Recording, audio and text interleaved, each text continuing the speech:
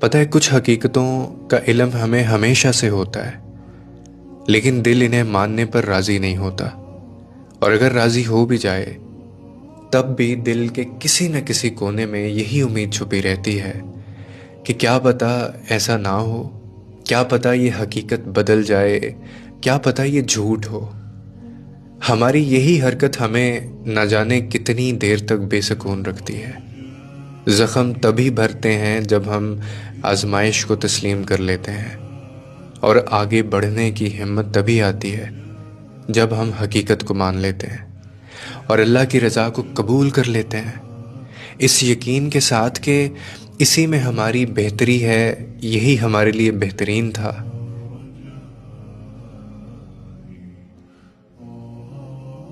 روز روز کے رونے سے بہتر ہے کہ ایک ہی دفعہ جی بھر کر رو لیا جائے اور خدا کی مصلحت پر آمین کہہ لیا جائے، کیونکہ اس کے سوا نہ کوئی چارہ نہیں ہے تمہارے پاس، ورنہ انسان عمر بھر تڑپتا رہتا ہے، شکوے کرتا رہتا ہے، یوں اپنے اوپر بھی ظلم کرتا ہے وہ، اور خدا کے انتخابات کی بھی توہین کرتا ہے وہ، اور پھر اللہ کے سوا تو کوئی سمجھ ہی نہیں سکتا تمہیں، ہمیں جان ہی نہیں سکتا اللہ کے سوا کوئی۔ ہر شخص کا نظریہ ہمارے بارے میں وقت اور ظرف کے لحاظ سے بدلتا ہے۔ لوگوں سے کبھی ڈرنا نہیں چاہیے، کیونکہ لوگ صرف ڈرا سکتے ہیں۔ عزت بھی اللہ دیتا ہے اور ذلت بھی اللہ دیتا ہے، اور بات صرف اتنی سی ہے کہ لوگ نہ تو تمہارا کچھ بگاڑ سکتے ہیں اور نہ ہی سنوار سکتے ہیں، اور ان کی فکر کیوں کرتے ہو جو ایک لمحے میں تمہارے ہیں اور اگلے ہی لمحے میں کسی اور کے ہیں۔ ایسے لوگ تو خود کے بھی نہیں ہوتے،